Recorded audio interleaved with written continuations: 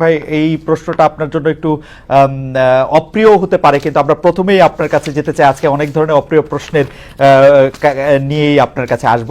এক হচ্ছে যে আপনার বিসিবির অ্যাকাউন্টে যে টাকা ছিল সে টাকা ট্রান্সফার করা নিয়ে একটি কথা হয়েছে। আপনি এর ব্যাখ্যা দিয়েছেন যে আপনি আসলে গ্রিন এবং ইয়েলো ব্যাংকে টাকা রাখতে চেয়েছেন, কিন্তু কথা হচ্ছে যে এই 250 কোটি টাকা বা 250 কোটি টাকার একটু কম এই টাকা আসলে বোর্ডের সিদ্ধান্তে ট্রান্সফার করা হয়নি। এটি নিয়ে অনেক আলোচনা আছে। আপনি এটি নিয়ে কোনো কিছু বলবেন কিনা? এটিকে আপনি একক কর্তৃত্বে, একক সিদ্ধান্তে, এককভাবেই আসলে ভালো হোক খারাপ হোক আপনি এটি করলেন কিনা? আপনি আমাকে অনুমতি দিলে একটু এটা এরকম বলতে পারি, ওই ব্যাংকগুলি যে ব্যাংকগুলিতে আপনি টাকা রাখলেন তাদের থেকে আপনি বিশেষ কোনো সুবিধাও পেলেন কিনা? যদি ওই প্রশ্নটি করতে আমার একটু অস্বস্তি হচ্ছে, তারপরও ফারুক ভাই আপনি বলি আমি এটা করলাম, আপনি নিশ্চয়ই এই ব্যাপারটা আমাদেরকে একটু বললেন যে টাকা ট্রান্সফার আপনি একক সিদ্ধান্তে করলেন কিনা। দুই হচ্ছে এই টাকা ট্রান্সফার করে আপনি কোনো বিশেষ সুবিধা পেলেন কিনা ফারুক ভাই? 21 তারিখে দায়িত্বভার গ্রহণ করি। আপনারা জানেন যে আমাদের তখন দেশের অনেকগুলো ব্যাংক রেড জোন, আমরা জানি যে ব্যাংক খালি হয়ে গেছে বিগত গভর্নমেন্টের কাছ থেকে। প্রায় অনেক ব্যাংকে টাকা নেই।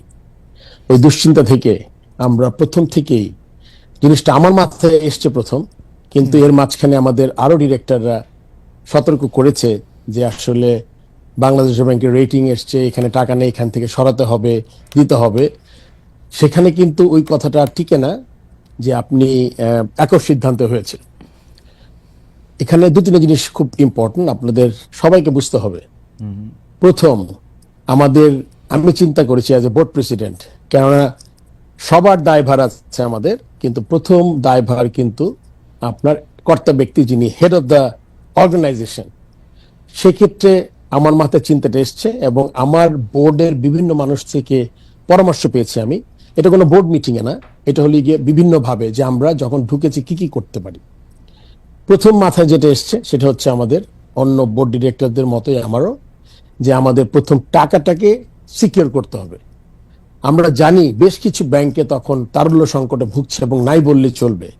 তখন আমরা ডিসাইড করলাম যে টাকাটা আমরা প্রথম আপনার ইন্টারেস্ট রেট না, প্রথম টাকাটা হলো গিয়ে একটা রেড জোন থেকে ইয়েলো বা গ্রিন জোনে যাই, প্রথম চিন্তা। তারপরে চিন্তা আসলো আমার মাথায় যখন দেখলাম ওখানে ইন্টারেস্ট রেটও বেশ কম, 8 থেকে 9, 7.5 আছে, সরকারি ব্যাংকও আছে ওখানে। সো ওই ভয় থেকে আমরা চিন্তা করলাম যে আমাদের ব্যাংকে টাকাগুলো আগে নিয়ে যাই। তারপর আমরা রেটের ব্যাপারে আসলাম, যে ইন্টারেস্ট রেট যদি বেশি পাওয়া যায় তাহলে আমাদের বোর্ডের আপনার ইনকাম বাড়বে। থার্ড যেটা চিন্তা করেছি, যেটা আমার আগের যারা বোর্ডে ছিলেন, যদিও আগের বোর্ডের মানে এখন আমি আগের বোর্ড নিয়ে কাজ করছি, 8 জন আগের বোর্ডের, আর 15 জন দেশ থেকে চলে গেছেন। তারা যখন যে কাজটা করেছেন তাদের থেকে আমি তখন মনে করেছিলাম যে যদি ইন্টারেস্ট রেটটা বেটার হয়, তারা ব্যাংকে আমরা টাকা রাখবো শুধু ইন্টারেস্ট রেট দেখে না, তাদের থেকে আমাদের ব্যাংকে স্পন্সরশিপ, কারণ আপনি জানেন infrastructure ডেভেলপমেন্টে you need sponsors, which is a very integral part of the board. তখন চিন্তা করলাম তার সাথে আবার স্পন্সরশিপে যোগ করলাম যে আমি যাকে টাকা দিব ইন্টারেস্ট রেট বাড়বে, বেস্ট ইন্টারেস্ট রেটে দিব, তারপর আবার আপনার স্পন্সর নিব। এখন আমি একটা জিনিস সবার কাছে এই কোয়েশ্চেনটা করতে চাই, ব্যাংকের প্রথম হলো কি রেড থেকে ইয়েলো অ্যান্ড গ্রিন, ব্যাংকে গেলাম, তারপরে বেস্ট ইন্টারেস্ট রেট পেলাম, অন টপ অফ দ্যাট 8 কোটি 10 কোটি টাকা স্পন্সর নিলাম। এরপরে আর কোনো মার্জিন থাকে কিনা আমার কোনো জানা নাই আসলে। এন্ড আপনার কোশ্চেন দিয়ে স্ট্রেট করি, একটা মানুষ তো মিলাবে যে একটা মানুষ তার career as a cricketer, as a selector, একটা মানুষ কিন্তু হঠাৎ করে আপনি বুঝতে পারবেন না এটা মানুষ কেমন। তো সেই দিকে বিবেচনা করলে আপনার ওখানে কোনো আর্থিক লেনদেন কোনো প্রশ্নই ওঠে না, ওখানে কোনো মার্জিনও ছিল না, বরং আগে যেভাবে ছিল সেখানে আপনার ওখানে মার্জিনটা বেশি ছিল।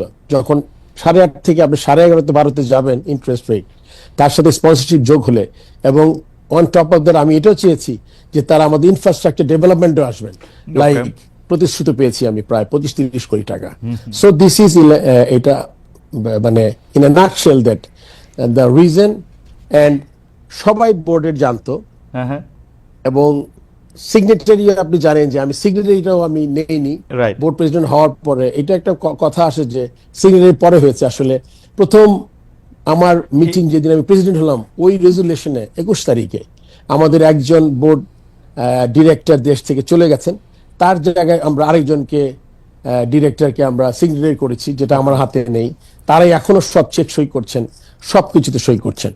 না, So, ফারুক ভাই, আমি মনে হয় এর এইখানে- চেয়ে বেশি আর কিছু এক্সপ্লেইন ফারুক ভাই, করতে পারবো না। না আপনি এটা চিঠি দিয়েও জানিয়েছেন, কিন্তু আসলে আমরা একটু কনফিউজ হই কখন আমরা দেখেছি যে এখানে সিগনেচার ছিল ফাইন্যান্স কমিটির প্রধান জনাব ফাহিম সিনার, আমি যদি ভুল না হয়ে থাকে, এবং পরিচালক মাহবুবুল্লাহ নামের।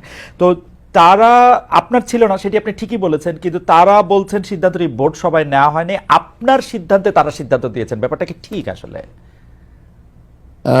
এরকম করে বোর্ড সভায় যে নিতে হবে জিনিসটা আসলে এরকম না। কেননা কিছু কিছু আপনার জিনিস থাকে যখন আপনি ইনফর্মালি আলাপ করে নেন। এখন যখন সবাই যখন অনেক কনসার্ন, যখন ওই বোর্ড সভা 1 মাস 2 মাস পরে হবে, তারপর আপনি সিদ্ধান্ত নেবেন, তখন ব্যাংকে যখন আপনি টাকা আনতে যাবেন সিদ্ধান্তের পরে কোনো টাকা থাকবে না। সো ওই সময়টা ছিল না, কিন্তু ইনফর্মালি প্রতিটা বোর্ড ডিরেক্টর জানতেন। এখন তারা যদি কিছু বলে থাকেন এটার বাইরে অন্য কিছু, এটাতে আসলে আমার কোনো কমেন্ট করার কিছু নাই। বাট এবং এই কনসার্নটা তাদেরও ছিল যে হ্যাঁ, it is a very good idea, I think we should go to better banks with green and yellow জোনে ফ্রম রেড জোন ব্যাংকস। এই ব্যাপারে আপনার কাছ থেকে একটু জানতে চাই যে অক্টোবরে ইলেকশন আছে বিসিবির, সেই ইলেকশনের সময় এই যে ডিরেক্টর, মানে আপনি আগেই বলেছেন যে গত বোর্ডের ডিরেক্টরদের নিয়ে আপনি কাজ করতেছেন, তো এই ইলেকশনের সামনে রেখে কি একটা গ্রুপ আরেকটা গ্রুপ ঘরের ভিতরে নানা ধরনের মশারি এরকম তৈরি হইতেছে কিনা ফারুক ভাই? বা আপনিও আসলে যেহেতু, মানে আমরা জানি, যদ্দূর জানি আর কি, আপনি নিজেও আসলে এই ইলেকশনে প্রতিদ্বন্দ্বিতা করবেন হয়তো, তো সেইটা একটা প্রভাব বিস্তার করতেছে কিনা গ্রুপ? আসলে মহিউদ্দিন, আপনি যদি দেখেন এই বোর্ডটা কি, এই বোর্ডটা হলো গিয়ে এখানে মাত্র আউট অফ 25 ডিরেক্টরস আমি অ্যাজ এ বোর্ড প্রেসিডেন্ট, আমার সাথে নাজমুল আবিদিন ফাহিম বলে একজন আছেন, জি, যারা সিলেক্টেড হয়েছেন এনএসসি থেকে। এছাড়া কিন্তু এটা কিন্তু আগের বোর্ডই, কিন্তু এখানে একটা জিনিস উল্লেখ করাটা খুব প্রয়োজন। আগের বোর্ড মিনিং যে বোর্ডটা 3 বছর আগে হয়েছে, সেই বোর্ডের সব সদস্য, সব এমপ্লয়ি, আমার 160 এর মতো এমপ্লয়ি আছে, 200 ওভারঅল বোধহয় 200 কত এমপ্লয়ি আছে, এরা সব আগের বোর্ডের। নতুন আমি যখন ঢুকেছি, আমাদের এখানে আসলে এই আচরণবিধি, চাকরি বিধি, এইচআর পলিসি খুব স্ট্রং না। যেভাবে আগে রিক্রুটমেন্ট হতো, সেই রিক্রুটমেন্টে আমি যে বোর্ডে ঢুকে খুব মানুষ নিতে পেরেছি এটাও না। কোনো নতুন মানুষ খুব বেশি হাতে গোনা 3 থেকে 4 জন 8 মাসে হয়তোবা অ্যাপয়েন্টমেন্ট পেয়েছে। সো বোর্ড যদি আপনার পুরোটা আগেরই হয়, আমি এটা পাশে রাখছি যে সে কি, আপনি জানেন তো আগে বোর্ড মানে যারা চলে গেছেন তাদের সাথে যারা কাজ করেছে, যারা দেশ ত্যাগ করেননি, সো তাদের সাথে কিন্তু আমি কাজ করছি। আপনি যদি বলেন যে গ্রুপ, আমি কিন্তু একটা গ্রুপ, মানে ইনফ্যাক্ট আমার সাথে আরেকজন আছেন, আমাদের 2 জন কিন্তু নতুন, আর the whole set up is the same. আমি কারো চাকরি নেইনি, কেউ টার্মিনেট হয়নি, একটা বা 2টা ছেলেকে সাসপেন্ড একটা নোটিশ করেছি, খুব সম্ভবত একটা ছেলেকে টার্মিনেশনের একটা নোটিশ করা হয়েছে। এটাতে একটা পিরিয়ড থাকে 3-4 মাসের। সো আপনি যদি মনে করেন যে এসেই সবাইকে 30-40 জনকে চাকরি টার্মিনেট করেছি, সাসপেন্ড করেছি, এরকম কিছু করি নাই। কেননা এটা একটু সময় নিয়ে বলছি, তার কারণ হচ্ছে গিয়ে আপনি যেই সেট আপে আসবেন, ওই সেট আপে কিন্তু ক্রিকেট বোর্ডের কাজ কিন্তু বন্ধ থাকতে পারবে না। আপনি ঘুম থেকে উঠবেন, আমি যখন ক্রিকেট বোর্ডে আসি, আমরা পাকিস্তানকে 2 টেস্ট হারিয়ে দেশে এসেছি, ইন্ডিয়া এসছে, সাউথ আফ্রিকা এসছে, আন্ডার-19 ইউএই এসছে, সাউথ আফ্রিকান একটা এজ গ্রুপের টিম এসছে, মহিলা world cup was a big challenge. যে চ্যালেঞ্জটা আমরা ঢাকা হওয়ার কথা ছিল, আপনি জানেন, সেই মহিলা ওয়ার্ল্ড কাপকে আমরা আইসিসির সাথে নেগোশিয়েট করে আমরা কো পার্টনার খুঁজেছি, অ্যান্ড অনেক ইন্টারেস্টেড ছিল। আপনি জানেন আমরা হোস্টিং রাইট ছাড়িনি, হোস্টিং রাইট না ছেড়ে আমরা ইউএইর সাথে আমরা হোস্টিং রাইটের যে টাকাটা আমরা শেয়ার করেছি, বিয়েতে গেছে, এটা কিন্তু পুরোটা চলে যেতে পারতো। এটা একটা আমার কূটনীতি ছিল।